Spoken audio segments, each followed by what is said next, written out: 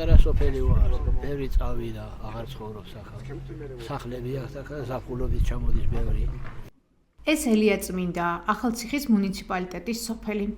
სოფელი ცენტრიდან 10 კილომეტრით არის დაშორებული და ზღვის დონიდან თითქმის 1500 მეტრზეა განლაგებული. საქსტატის 2014 წლის მონაცემების მიხედვით აქ 116 მოსახლე იყო. აქ მცხოვრები ჟორა კაპანაძე გვეუბნება, რომ ახლა მოსახლეობის რაოდენობა კიდევ უფრო შემცირებულია და დაახლოებით 30 კომს შეადგენს. ახალგაზრდები სოფელს სხვადასხვა მიზეზების გამო ტოვებენ, მათ შორისაა უმუშევრობა.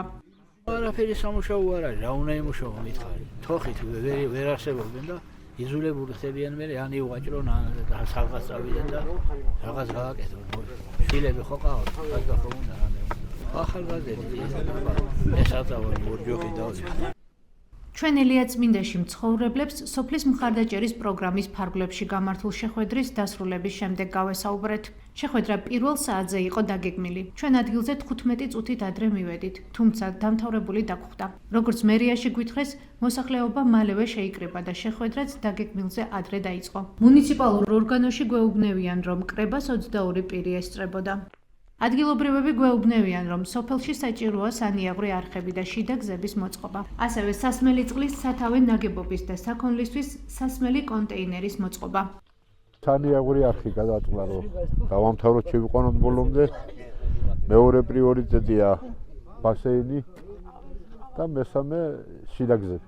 მაიდან უნდა შევიდეს ტრანსფორმატორამდე, ქვეით სოფლის ბოლომდე. 200-300 მეტრი იქნება, ხო?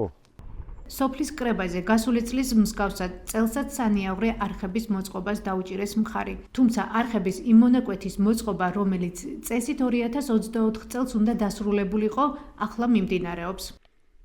სოფელში გვეუბნევიან, რომ სურთ ბიუჯეტიდან სანიაღვრე არხის კიდევ დაახლოებით 200-300 მეტრის მოწყობა, რადგან არსებული არხი დაზიანებულია, წყალი გადმოდის და ტერიტორიას ტბორავს. ჯამები იყო, მაგრამ ეს ვერ ატარებდა წყალსა და უნდა არხი გააკეთოს. პროგრამის ფარგლებში ელია-წმინდისთვის 10,000 ლარია გამოყოფილი, რომელიც საჭიროების შემთხვევაში 200%-მდე გაიზრდება.